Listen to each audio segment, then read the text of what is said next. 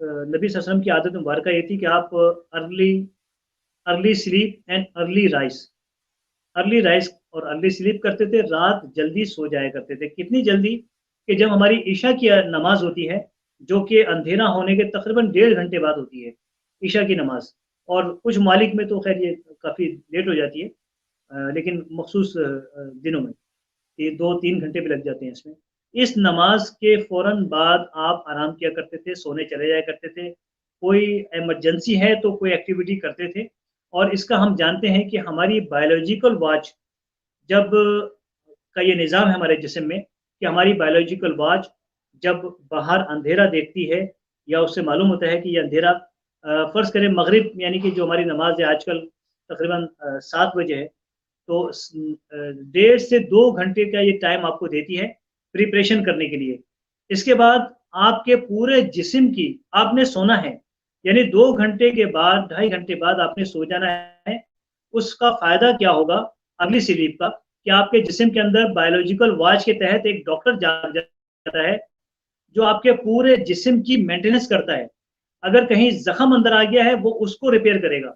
अगर कहीं लीवर का कोई इश्यू हो गया है, तो वो उसको रिपेयर करेगा, उसकी मेंटेनेंस करेगा। किडनी में कोई इश्यू आ गया उसके, यानी पूरी रात मसलन जब हम सोते हैं तो सबसे पहले हमारे जिगर पे काम होता है, और वो लोग जो जिगर के मरीज हैं, अगर उनको अपना इलाज करना है, वो दवाइयाँ भी इस्तेमाल करें, सब कुछ इस्तेमाल करें, लेकिन जल्दी सोकर अपने डॉक्टर को जो जिस्म में अल्लाह ताला ने रखा है, उसको मौका दें कि वो आपके जिगर को रिपेयर करे। रात 10 बजे से लेकर और तकरीबन 12 साढ़े 12 तक जिगर और उसके जो आस-पास के हिस्से हैं, उनकी मेंटेनेंस, उनकी रिपेयरिंग की जाती है। फिर इस तरह से स्टेप बाय स्टेप पूरे जिस्म की मेंटेनेंस होती है, और ये रोज़ाना की बुनियाद पर होती है। अल्लाह ताला ने एक निज़ाम अंदर रखा है। वो निज़ाम कब काम करता है, जब आप अर्ली स्लीप करेंगे। तो उस दौर में अरब में ये रिवाज था कि वो रात का खाना खा के उनकी फिर महफ़िलें जमती थी, और वो शेर व शायरी होती थी, क्योंकि शेर व अदब में बहुत आगे थे वो लोग।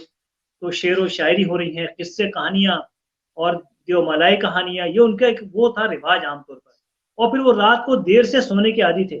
2 बजे 3 बजे उनकी महफ़िलें बर्खास्त होती, और फिर वो सोने चले जाया करते। ऐसे में वो कहते थे कि इन्हें क्या हुआ है? ये इतनी जल्दी 9 बजे, मतलब उस वक़्त के जो 9 बजे 10 बजे, नबी सल्लल्लाहु अलैहि वसल्लम के लिए हैरत, उनके लिए हैरत की बात थी कि ये एन्जॉय नहीं करते। ये नबी सल्लल्लाहु अलैहि वसल्लम को ये बात पता थी कि अर्ली सोना है, ताकि अंदर का डॉक्टर जिस्म की मेंटेनेंस करे।